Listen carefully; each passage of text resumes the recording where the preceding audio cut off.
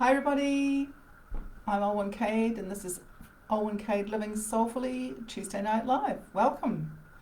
I'll just wait for a bit for people to start coming in. It usually takes you a wee while, but it's lovely to see you here. I have two topics tonight. I'm actually going to combine two topics. I only wrote up one, but on second thoughts I decided that it was best for me to put two of them together, seeing they were related to each other from my Voices in My Head blog series. The one that I talked about, that I put up and advertised, is The Sky is Falling, which is about my sort of fight and flight, fearful self. And the other one that I'm going to add to that is The Gatekeeper, because they are both related. And I think that this is particularly important at the moment because there's a lot of stuff going on at the moment, a lot of button pushing happening, a lot of old stuff being brought up for people to look at, a lot of fear, a lot of doubt, a lot of distrust. There's also a lot of really, really good things going on, so please don't think that I'm just focusing on that. There's a lot of great stuff happening too. But this is my particular journey through the fight and flight process, the fear, and so the fear that was crippling a lot of the time in my life, and how I dealt with that and how I found my way through. Now, everyone's story is different and everyone's story is unique to them. However, I do believe, based upon the work that I have done with clients and in both my mentoring and coaching, and also in my life post journey work, that there are ways for us to be able to deal with this on a conscious level. And of course there is light path journey therapy, which you can do, that helps go into that real unconscious part of you and finds the real root cause. But I'd just like to begin with the sky is falling part of this evening. The Sky is Falling came from my comes from Chicken Little, really, or Henny Penny, I think, was the other story that was related to it. And it is of the story of the little chicken, and she got hit in the head by an acorn and believed that the sky was falling. So she rushed around and told everyone that the sky was falling. They had to go and tell the king, and so she gathered all these people, and they all believed her and became hysterical and headed off to the king to find the king, only to encounter, I think it was a fox or a wolf, one of the other, either a fox or a wolf, along the way, who played into their hysteria and basically conned them into thinking that he could help them, and then he got them all in, and one of them saved Chicken Little, Henny Penny, and they ran off and saw the king while he ate the rest. That's one of the endings of the stories, but there are adaptations of that. The moral of that story for me is that, when we lose our heads, when we become hysterical, when we are caught up in our own fears, and then we find it extremely difficult to make good decisions for ourselves. We often become very vulnerable to situations and to people who don't have our best interests at heart, and I can testify to that on more than one occasion. And I wasn't my own best judge of what was going on and of my self at the time. Now, let's go. Well, The Sky is Falling, part of it for me is about this kind of irrational fears. And as I've written in my blog, I'm not great in a passenger in a car. And my children and my hubby, and they just like, I'm a terrible passenger. I'm kind of like, look out, what's that? Oh my God, I've got my foot on the floor pushing on an imaginary brake.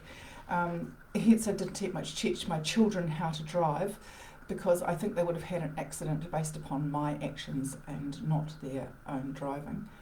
But it really, really manifested itself, that part of it, when I went to fly. Hi Laws, how are you dear? It really manifested itself when I went to get in a plane to go flying. I love the idea of going flying. I love the idea of travelling. It's a wonderful thing to do. I really, really want to do it. But the actual getting in the plane, and sometimes getting in a car, or it's not so bad now, the car thing is different, but the getting in the plane and the going for the journey across the wherever would bring me huge dread and huge fear. and I'd get in the plane, and before it even pulled away from the airport, my heart was beating hard, my hands were sweating, and I was in panic mode. Consequently, when we went to take off, like poor John sitting beside me in the plane, my hand would be gripping his hand so hard I just about cut off the circulation. Not to mention the flight, any bump, any movement out, what's that? Look out, what are we going? We're all going to die, the sky is falling, would be my thinking, and I would be trying so hard to hang on to that. In fact, I remember a flight from Christchurch to Wellington in one of those sort of smaller planes, which is not ideal.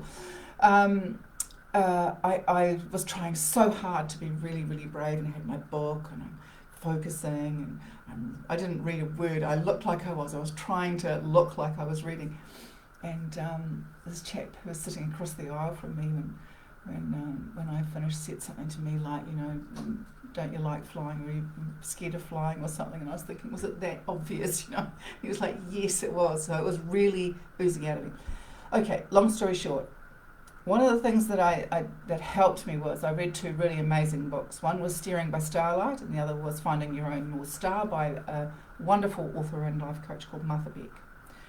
I discovered the lizard personality part of myself through reading Steering by Starlight, I think it was. But anyway, one of those books.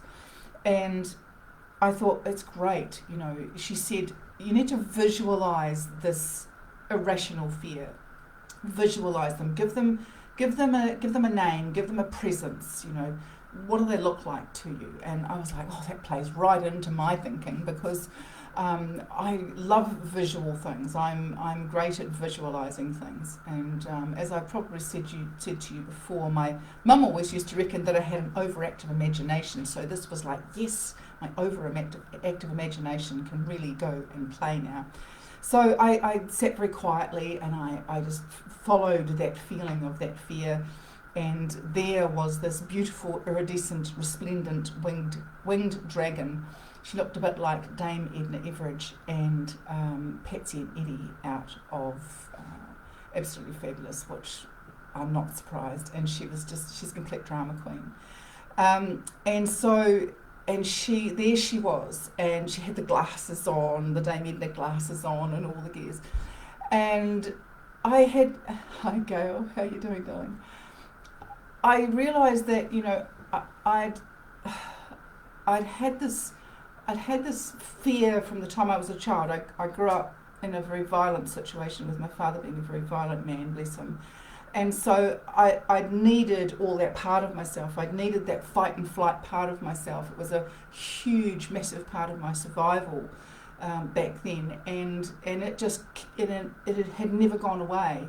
And so it was playing out in all these places where I didn't feel safe. So I found Petal. I called her Petal because I think that was a really good name for her. And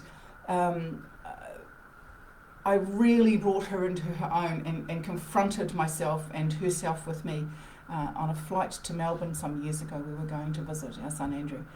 And we just pulled away from the terminal, and clunk. She's like, and here she is. She's like, what? What was that? And looking around very furtively, what was that noise? What was that? And I just sort of thought, enough. I've had enough of this. And inside my head, I just said to her, look, enough. Stop. There's nothing happening here. Everyone's going about their business, the crew's going about their business, the captain's going about their business.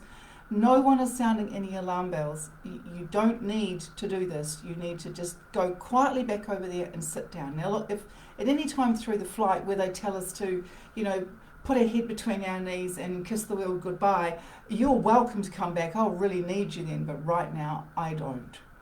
And that was a real breakthrough for me. And in my mind, she kind of went, okay then, and kind of stormed off. Off she went. You can see this little sort of fancy little lady. Off she went and sort of went, doesn't need me anymore. And I was like, no, actually I don't. It's okay. I do need you, but not in this situation. So anyway, that was okay. A couple of times through that flight, she'd sort of go, there was a noise. She'd go, what was that? And I go, it's fine. And I would look. myself. I would look at the crew, and I would look and hear and see and watch what was going on, and I would see that they were just going about their business, that there was nothing wrong, that no one was panicking except me. And I think that was really, really important for me. I realised too that when you get yourself into that fear mode and you're living in that situation all the time, you are always doing it in anticipation of what might happen, not what is happening. So we're projecting ourselves into the future, a future that may happen, something that may go wrong. For me, that was about knowing as a child that, yes, this is peace now, but it will not last. The peace was never going to last. I knew that I would have to steady myself like a soldier going to battle, and I actually believe for myself and for other children who grew up in difficult situations that we actually probably suffered from PTSD in those environments, and so your fight and flight mechanism is full on, and your adrenals get exhausted and we get sick, and all these other things start happening to us. I ended up with hypothyroidism and other things in my adult, migraines and so on in my adult years.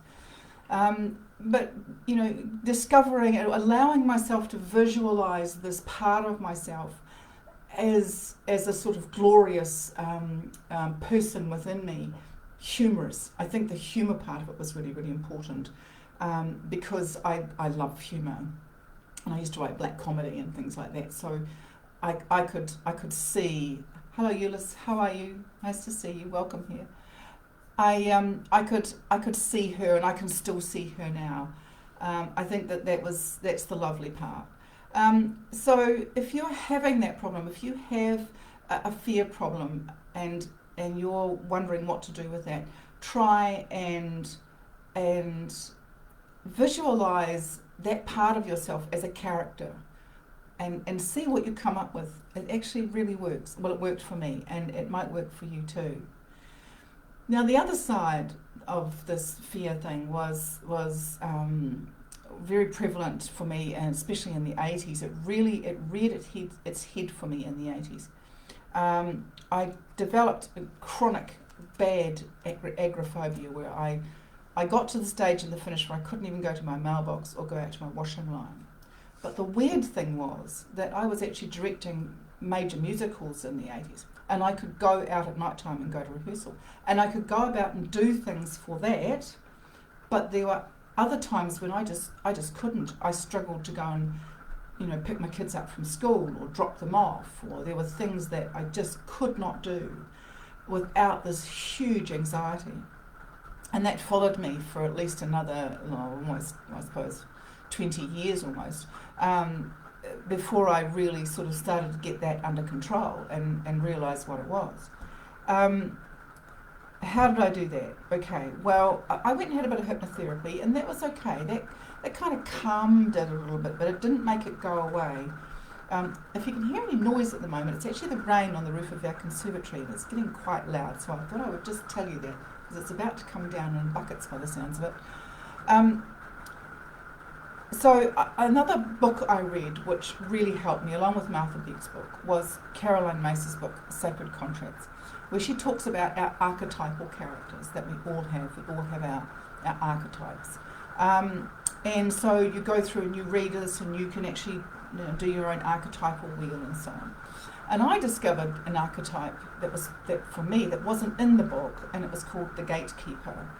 Now, the Gatekeeper was a big part of my rescuer self, and my wanting to people please, because pleasing people was also a huge part of my growing up.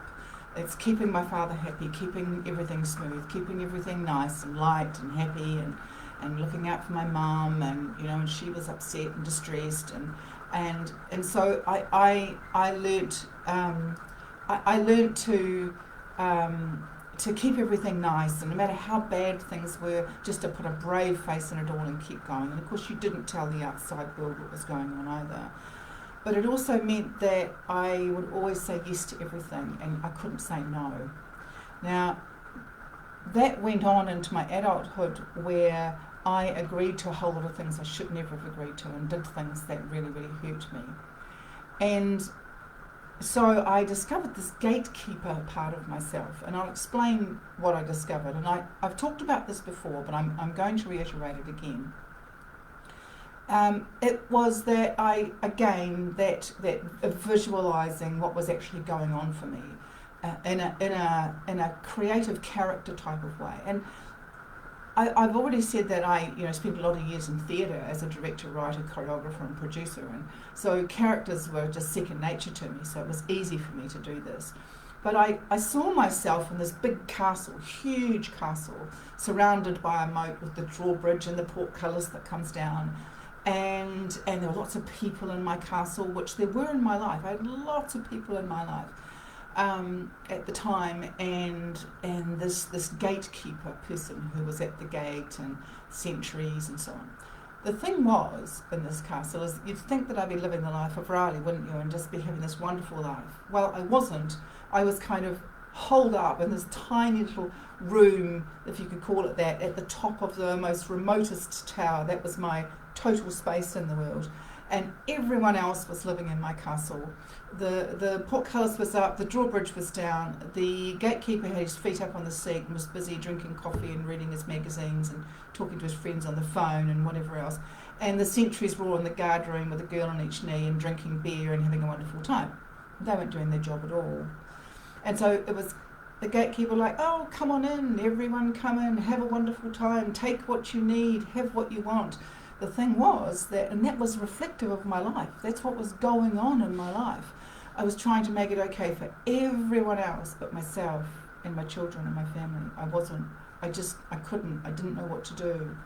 And so I just didn't have that grounding in my childhood.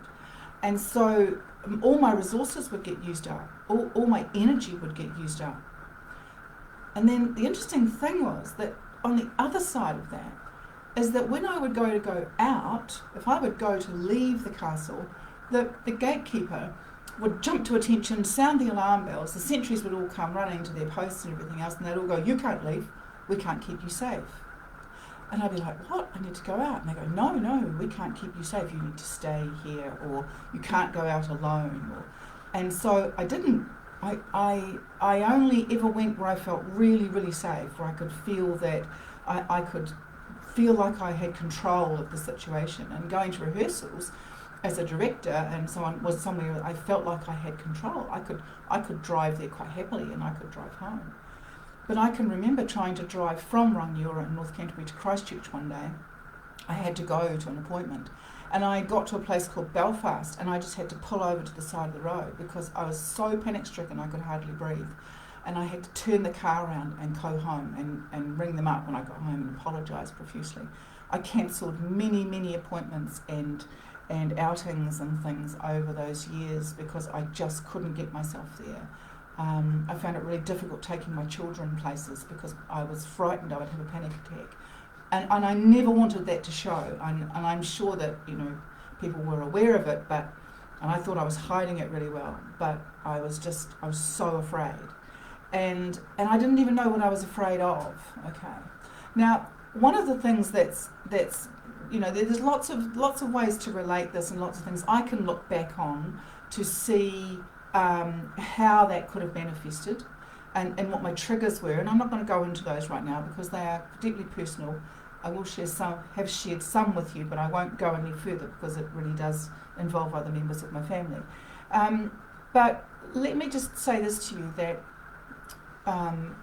having discovered that gatekeeper part of myself, I prominently sacked him and his sentries and said, off you go, I don't need you, you don't serve me anymore. I need to be able to go out, I have nothing to fear from going out. And I need to stop all these people from coming into my life and taking what I don't have to give. So I was giving away what I didn't have to give on material things and money and time and energy. And so I became my own gatekeeper and my own sentries. I stood there myself and I put the put colours down and the drawbridge up, and my gatekeeper now goes, who goes there and what do you want? What is your purpose? What is your mission? What do you want? Okay? And I don't ask that directly of people, although sometimes I feel like it. I feel like going, what do you want? But I don't. But I'm very cautious now, and I'm quite a recluse now. I'm very private. I think I've always been very private. I'm not surprised I ended up in the tower.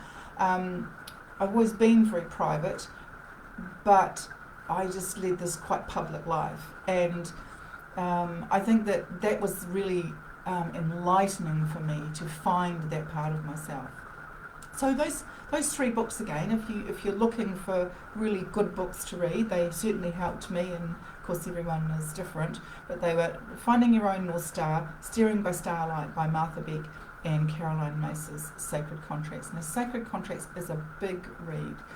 It's got a lot to it, and you have to stick with it and find your way through it. And she also goes into the chakra system there as well.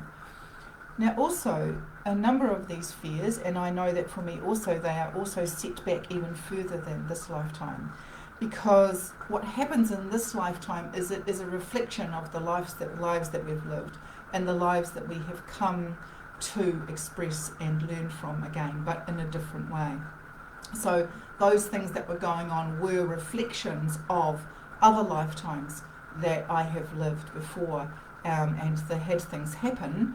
And then I brought that energetically into this life, and this life, of course, the divinely designed lives that we live, brought those to the fore again. And this time I was able to actually resolve them consciously without having to go into past lives to look for the root cause.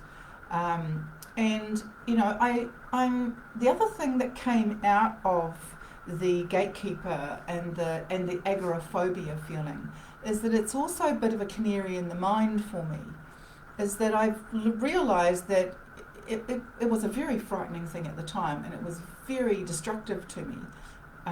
It kind of like it broke me down to make me go in search of what this was about.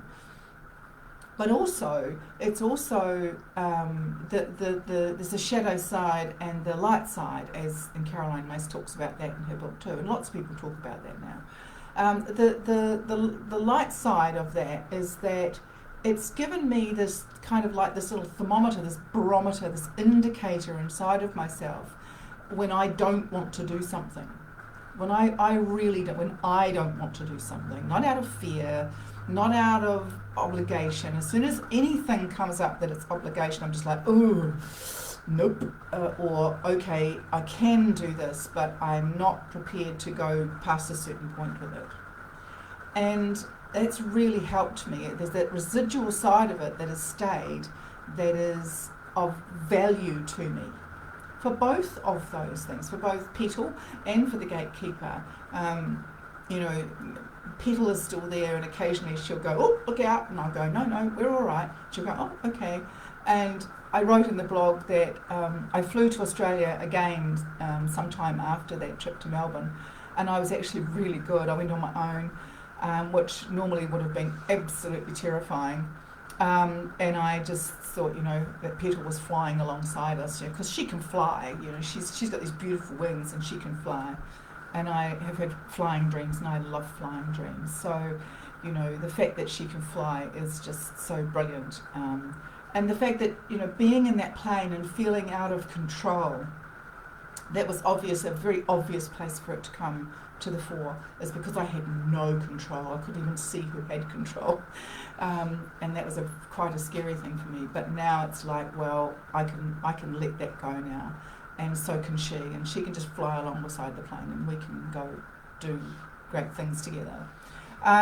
So, you know, if you've got fears going on and you're struggling to really get to the bottom of them, those are 2 ways that you can do it. The other way is, of course, through the Light Path Journey process, where people have really uncovered some quite amazing things as to why they are frightened or why they have fears and phobias, which are rooted directly into their past lives, and they brought it here in this life, and it's playing out again. to get their attention. That is the purpose of these things, to get our attention, to get us to wake up, to push us so far that we are going to go, I have to go in search of what this is about. I have to go and look for why I feel this way. But what we're inclined to do is that when we are faced with our fears in that way, is that we try to smother them. We'll try and anaesthetize ourselves. We'll try and suppress them. We'll try and ignore them, all right? Avoid them. We'll do anything we can to stop the pain. We'll swallow pills. We'll do whatever. Instead of actually stopping and going, there is actually a really, really important reason why this is showing up. And there is a higher purpose to this, even though you just think, how could that possibly be when you're in the middle of it? I just want this to stop. You know, it's like having a blazing toothache, but over a long period of time. So, you know, instead of trying to sort of swallow constant painkillers to get rid of this pain, we go to the dentist and we get it sorted out, and we face our fear of the dentist and get it done. I read a really interesting article some years ago. Barbara Streisand was being interviewed, and she was talking about her son Jason Gould and how Jason has this beautiful singing voice. Now I can't remember the entire exact thing about the article, but the bottom line of it was that Jason had been afraid to sing for whatever reason up to this point. And the understanding, the learning in it was that what had changed his mind, and now he was going to sing, is that his desire to do it was greater than his fear of it. And I think that's really the important thing to come to, is that your desire to do something is greater than your fear of it. My desire to go visit my family overseas, or my desire to be able to fly or travel or just live or just breathe or go to my mailbox even, became greater than my fear of it. And so I went in search of it by reading books and going to people and you know, doing the work that was needed, and eventually I got led to my answers. Okay. Now, I've just finished watching on YouTube a wonderful series, The Making of the Lord of the Rings. And one of the things that was so interesting was that Sean Bean, I'm sure you all know who Sean Bean is, the actor. He played one of the main characters in the Fellowship of the Ring. They had to go up in the mountains in New Zealand and do some filming up there, right in the mountains, and they had to be helicoptered up there. And he was terrified. He went up there this first time in the helicopter, and he was absolutely petrified. In fact, it affected his performance so much that he decided that the fear of... He got up there in the helicopter, and it was just so traumatic for him.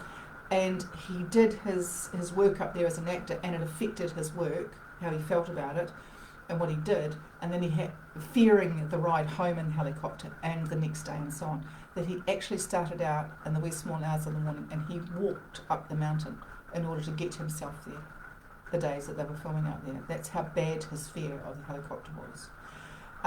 Don't know what that's about. I wouldn't even begin to say. But that just shows you, how much those fears can really, really cripple us from doing things that are necessary, and what lengths we'll go to in order to avoid looking at them, or even avoid having to take action or have them part of our lives, or fly or walk or do whatever it is we have to do. Okay, so I think that's pretty much it in a nutshell as far as the sky is falling and the Gatekeeper is concerned. I have clients come to me and they have fears and they have problems with boundaries. Now, just to expand a little bit further on the Gatekeeper before I finish, is that the Gatekeeper part of us is about boundaries. It is about fear. It can produce itself as fear. Like for me, it was about the fear of going out, that for some reason I didn't feel safe going out. But it was also about personal boundaries, that, like I told you in the story, that everyone could come in and take what they wanted, but I couldn't go out, and I had nothing. So if you have issues like that, if you're one of these people who just gives and gives and gives and gives and says yes to everything, doesn't want to say no, You could be in a relationship that's not good for your workplace. You could have friends. You could have all kinds of things going on in your life where you are not actually really being true to yourself, and that by standing up and being yourself, you are frightened you will alienate people, that you will upset them, that they will hate you, or you'll be in trouble, or whatever else it is. Then you possibly have a big gatekeeper issue, and you need to go get in touch with that part of yourself and have a talk to them and say, look, actually what's really going on here, and see what's happening. I liked the idea that when I went in there I found myself in a medieval castle. It really did it for me, and I still like my castle, and it still suits me very, very well. My home is my castle, my life is my castle, my relationships are my castle. They're all part of the same thing. But I have really, really healthy boundaries now, and as I said, I'm probably a bit of a recluse now. And I'm much, much better at saying no when I mean no, and yes when I mean yes. So I hope that's of some value to you. If anyone's got any questions, or anyone wants to say anything in the comments, please feel free to do so. Hello Monica, how are you, dear? Sorry, I hadn't rolled up, so I didn't see that you were there. If anyone's got any questions, I'll just give you a couple of minutes to put your questions or your comments or whatever up there if you want to. But I think that the thing about the Caroline Myss book, Sacred Contracts, a very, very interesting, very informative book, and she goes into these archetypes, and she talks about, and if I can remember rightly, she talks about that we have all four basic archetypes. We have the victim, the child, the saboteur, and the prostitute. And I always found that was really interesting. Everybody has those. Those are our core archetypes. And I think that's so interesting. The thing that was really interesting for me was the prostitute one. Well, they're all interesting, but this prostitute one is really interesting. We think of the prostitute as being the woman or man who sell themselves for sex. That's our obvious thought for them, because that's what we've come to know as a prostitute. But what's really interesting about the prostitute is that the prostitute is also that part of ourselves that will do anything in order to keep ourselves safe and have our needs met. All right, so we will put up with all kinds of things if our prostitute is out of whack. Prostitute part of ourselves is out of whack. If it's in the shadow side too much because of conditioning or whatever we brought with us and so on. And we will do anything in order to ensure our survival, whatever that might be. And that can be in all levels and all places in society. We will do that. We'll put up with terrible relationships, bad bosses, violence, any number of things that we'll put up with in order to ensure that our survival needs are met. Okay, so that's just a thought for you. If you feel like going and checking out those books, well, please do so. All right. No one's any questions, so that's okay. I'm going to say goodbye to you for now, and the rain has finally stopped, which is really good. And thank you for being here. I really appreciate you all tuning up.